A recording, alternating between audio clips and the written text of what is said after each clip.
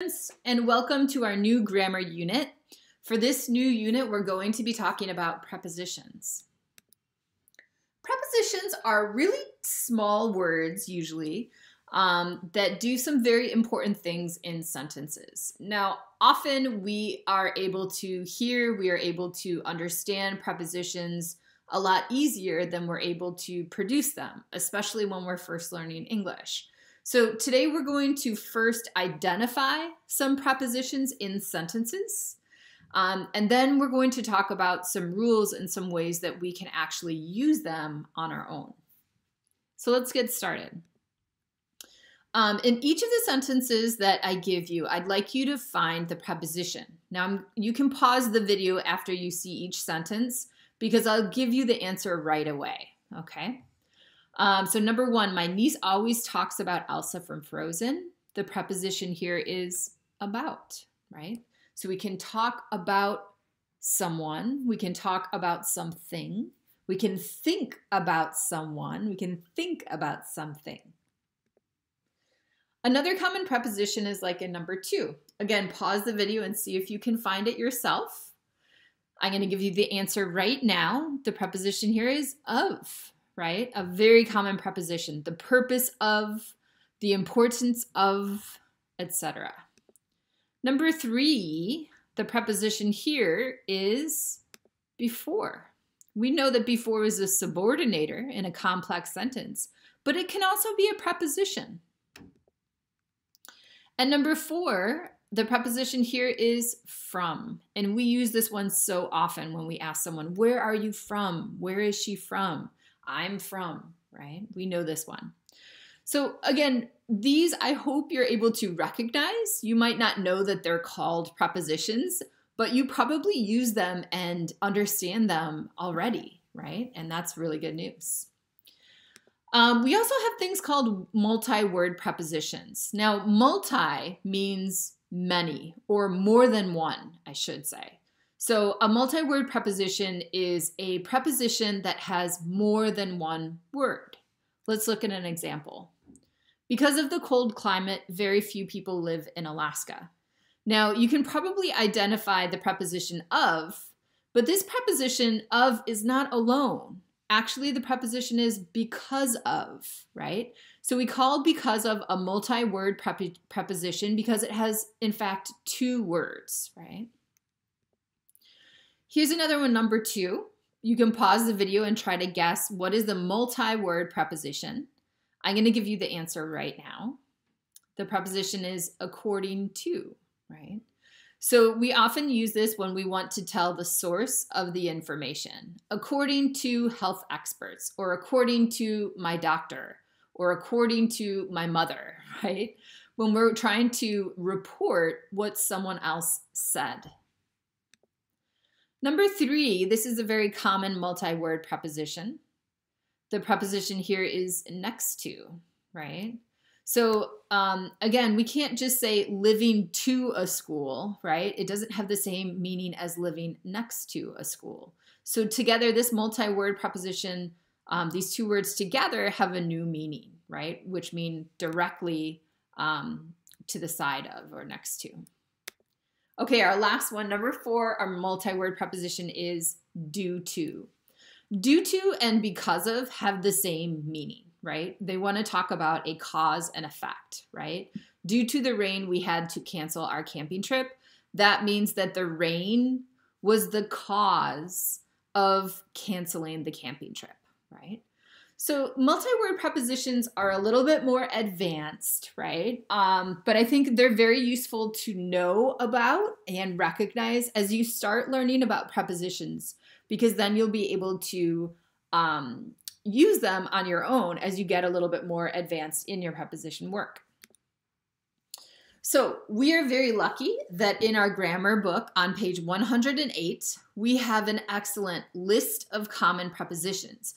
Not only that, but they also give you some great example sentences so you can see how the prepositions are used grammatically, but also meaning-wise, okay?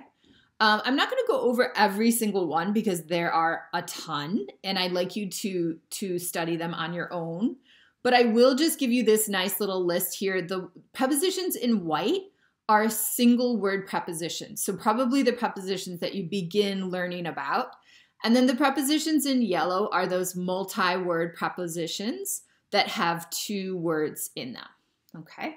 So again, just a helpful resource to you, but I really would like you to look at page 108 of your grammar book and study those examples on your own. Okay, so now that we've identified what does a preposition look like, let's talk a little bit about why we use prepositions. First of all, we use prepositions to clarify ideas. That means to make ideas more clear, right? We also use prepositions to express specific information. So if we want to talk about a specific place or a specific time, this is going to help us express that to our listener or to our reader. We have some rules. For example, if we want to show a place, the prepositions that we often use are in and at. In we typically use for a city, like in Des Plaines or in Chicago or in Oak Park, right? And at we'll use to talk about a place, meaning like a location, right? So I can say at Oakton or at my school or at work, right? I can also talk about at the airport, right? At the O'Hare Airport. So again, prepositions of place in and at, typically. We can also use prepositions to show time. And these are the most common ways that we show time: at, on, and in. At we use for a specific time. So I can say at 6:15 p.m. or at noon or at midnight, okay? On we use for either a day or a date. So here on March 26th, March 26th is a date, right? Actually happens to be my birthday too, right? On can also be a day. We could say we have class on Wednesday, on Monday and Wednesday, okay? And lastly, to show time, we can use in to show a lot of things, including a year, a season, a month, or a decade, right? So in plus a season could be something like in the fall or in the summer, right? In plus a month could be in March or in April or in May. In plus a year could be in 2016, in 2008, in 1992. And a decade might be a little bit new. A decade is a series of 10 years. So it could be in the 90s, in the 80s, in the 2010s, etc. So a decade is a series of 10 years. And for all of these things, we're going to use the preposition in, okay? Next, we can use prepositions to show direction or movement, right? So we'll often use the preposition to, right? So we could say, the astronauts are going to the moon, right? Or if maybe I'm in an Uber or a Lyft and I could say, oh, can you go to the left? Can you go to the right here, okay?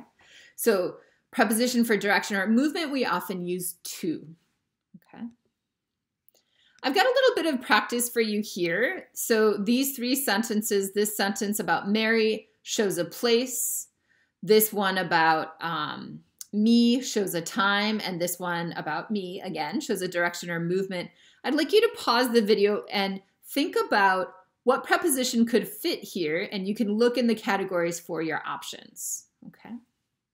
I'm going to give you the answer in just a moment. So again, please pause the video while you think about the answer. Here are the answers.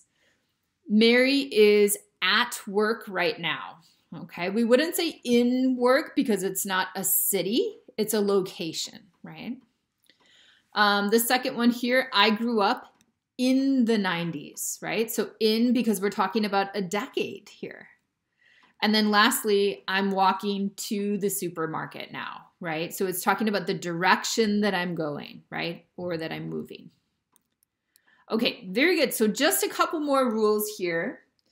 Another reason we use prepositions is to show a logical relationship, right? So some examples here would be because of the coronavirus. When we want to show a cause-effect relationship, we often use because of. Notice that after because of is not a subject and a verb, it's just a noun, right? So we could say, because of the coronavirus, I am staying home. Because of the coronavirus, I cannot see my students, right? Here's another one, instead of, right? Instead of, we use when we want to talk about not this, but something else. So instead of face-to-face classes, we are learning online, right? So learning online is taking the place of face-to-face classes. So both of these multi-word prepositions show a logical relationship in the sentence. And the last one is to specify, describe, or qualify nouns. Basically to give more information about a noun, right? So if I tell you, I'm going to the house, and you don't know which house I'm talking about, I can add the preposition near the school to give more information about which house I'm talking about. I'm going to the house near the school, right? Similarly, I can add from to give more information about which immigrants I'm talking about. Immigrants from South America typically speak Spanish, maybe, right? Okay, so one more practice for you, okay? In the blue, try to guess which preposition fits here, okay, of the two, okay? And I'm going to give you the answer in just a moment, so please pause the video. All right, so if you said because of, you are correct. I can't feel my fingers because of the snow. It's so cold that I can't feel my fingers. Okay. So that gives you a little bit of an idea of when we use prepositions. Let's talk a little bit more about which prepositions to choose. So a common pattern of prepositions is an adjective plus a preposition. I'm going to use prep here, but really that means preposition. And I'm going to use ADJ to mean adjective. So adjective plus preposition. Let's look at an example here. Some people are afraid of dogs. The adjective here is afraid, right? And the preposition is of, right? So if I use the adjective afraid, I know that afraid often is together with the preposition of. I can memorize the adjective afraid. I know it goes together with of, right? I'm not going to say people are afraid to dogs or people are afraid before dogs, right? Of is always used with afraid. If you take a look on page 110 of your grammar book, you're also going to see a list of a lot of adjectives plus prepositions, and you're going to learn which adjectives go with which prepositions. So I'd like you to pause the video now and take a look at page 110 of your book. You can keep the book open while you do this exercise, but I'd like you to find out which preposition goes with famous, which preposition goes with worried, etc. So you're going to fill in the blanks with the correct prepositions. And again, use page 110 of your grammar book. Okay, students, so I'm going to give you the answers. I hope you've done the exercise on your own. Here are the answers to this exercise. Alaska is famous for its beautiful scenery. Tina is worried about her sister. I spent all weekend studying, so I'm ready for the test. If you're interested in a career in nursing, you should take science classes like biology and chemistry. And finally, Spanish is different from Portuguese. Okay, I'm sure you all did a wonderful job. A great way to practice this is to take the words in yellow and make sentences of your own, right? So you could write a sentence of something that you are afraid of. You could write a sentence about, you know, your country or your city and what it is famous for, right? You could write a sentence about something you are worried about. So again, the more you can use these combinations of adjective and preposition together, the more comfortable you will feel and the more you will feel like, oh, I know which preposition goes with that adjective. That's easy, right? Okay, similarly, while adjectives often go with prepositions, verbs can also go with prepositions. So we're going to do the same kind of exercise here. This time you're going to open up to page 111 of your grammar book. And we're going to take a look at some examples. Notice I've already done number 1 with you, for you rather. Agree goes with the preposition with. Many people do not agree with the president's tax plan. So again, look at page 111. Try out the practice exercise. I'm going to give you the answers in just a moment. Okay, students. Woo, you're fast. That's amazing. Here are the answers, okay? You can take a look, pause the video while you check your answers. Okay, our last one is a noun plus a preposition, right? So again, many nouns often go with prepositions. For example, the noun relationship, right, often goes with the preposition between, right? The relationship between my manager and the company CEO is very professional. Well, that's good. Here's a few more nouns: the number, cause, difference, and example. Take a look at page 111 of your grammar book. Try to fill in the blanks. All right, students, and here are your answers. Okay. This is the very last one. So again, I want to repeat that the best way to practice prepositions is practice and practice and practice. Make sentences of your own with the words in yellow and the words you find in your grammar book, okay? If you'd like me to check them, I'm happy to check them for you. You can just email me. But I really hope that you can practice a lot on your own, and this is going to significantly help your reading because it's going to make your ideas more clear and more precise for your reader, okay?